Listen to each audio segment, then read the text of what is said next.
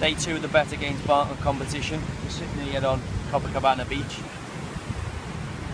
Bit cloudy, you know, the sun was out to be a lot better for us, but some exciting fixtures that might brighten up the day.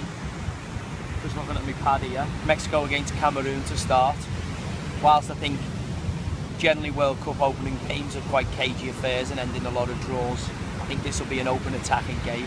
I mean, if I'm going to push myself out there, I'm thinking goals, you know, Etu for Cameroon, Chicharito for Mexico.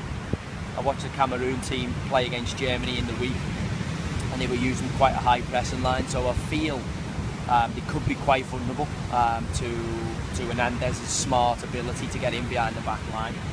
For me, I think the game will end in a draw, but I think it'll be a high scoring draw. I'd be certainly backing over 2.5 goals market or a score draw, whether it's 1-1 or 2-2.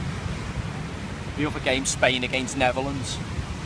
I fancy Spain to go very far into the competition. I think, you know, the Netherlands have got obviously Van Gaal, who Man United fans will sort of be keeping a keen eye out for to see what he does in and around the World Cup.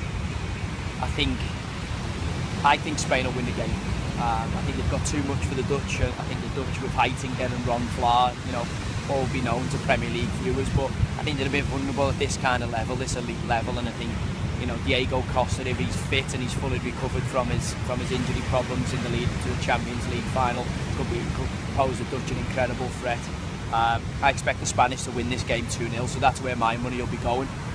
The last game, Chile v Australia. I mean, as you can see in the background, there's a few Aussie fans who've come over for the game, the old Socceroos. Gladly they can't hear me, but I feel Chile will pump them.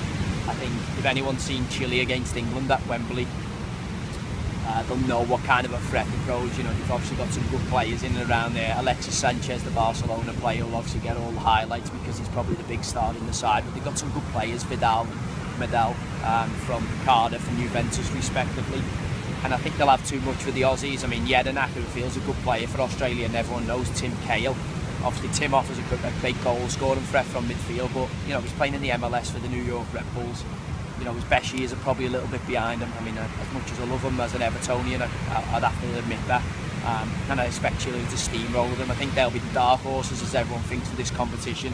I expect the Aussies, again, to be the whipping boys of the group. Jason Donovan and Kylie Minogue won't be happy with me saying that.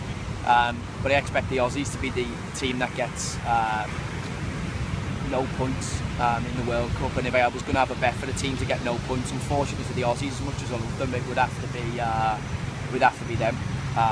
So yeah, Chile with it.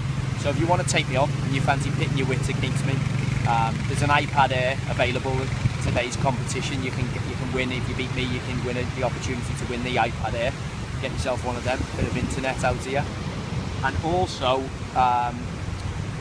You have to head out over, miles away. I'm getting sidetracked by the police pod going past and thinking the Aussies are going to jump me for what I've said.